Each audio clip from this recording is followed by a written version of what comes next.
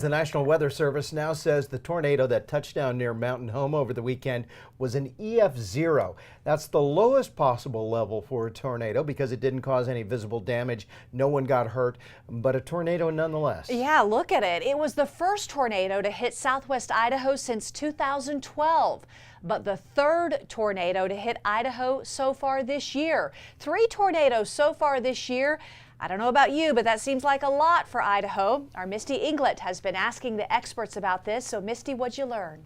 Well, Mark and Kim, tornadoes are rare in Idaho, but they do obviously happen. And even if it's not a tornado, severe weather, very common here. So what is the process for issuing weather warnings and what does it all mean? I spoke with meteorologists at the National Weather Service who issue those warnings, and I sat down with our own Bree Eggers, who was tracking the tornado live for us yesterday, to hear her process. And here's what both say you need to know in those types of situations.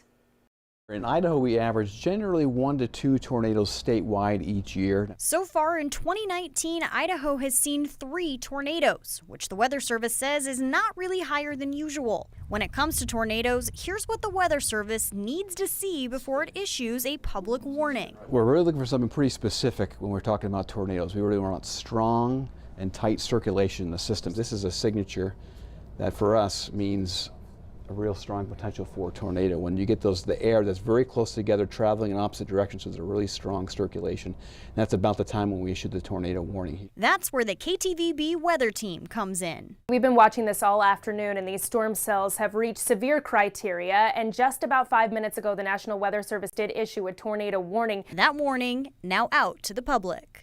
Whether it's severe weather or tornadoes, the message coming across your TV screens will also tell you watch or warning. The difference being, a watch means we're watching out for the potential for that type of weather to happen in any given day or hours, as it were. A warning would be act now. That's when we see that it's not only possible, but it's likely happening right now, and that means that there is likely an imminent danger. And meteorologists say when it comes to severe Idaho weather, just because it may not be a tornado doesn't mean you should ignore it. All weather watches and warnings should be taken seriously. Now, a lot of people think that a tornado warning would be worse, and oftentimes it is. It would mean stronger wind speeds, but a tornado warning would give you rotation in the winds. A severe thunderstorm warning is saying that we're seeing the potential for winds, even straight line winds, to get up to a power that could be damaging to life and property. Now, if a tornado warning is issued, the Weather Service says it's important to take shelter in a low room of your home, preferably a basement, and stay away from windows and outside doors. And don't try to go outside and see it or take pictures. You want to make sure that you're staying safe. Back to you. 3 tornadoes in Idaho so far this year. I was kind of blown away by that. Well, the Weather Service radar for the entire Boise area is down and will be down for the next 2 to 3 weeks while they replace the dish. The Weather Service says it still has other tools like satellite and lightning trackers to utilize.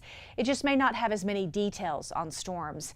Again, that radar should be replaced and back online in a couple of weeks.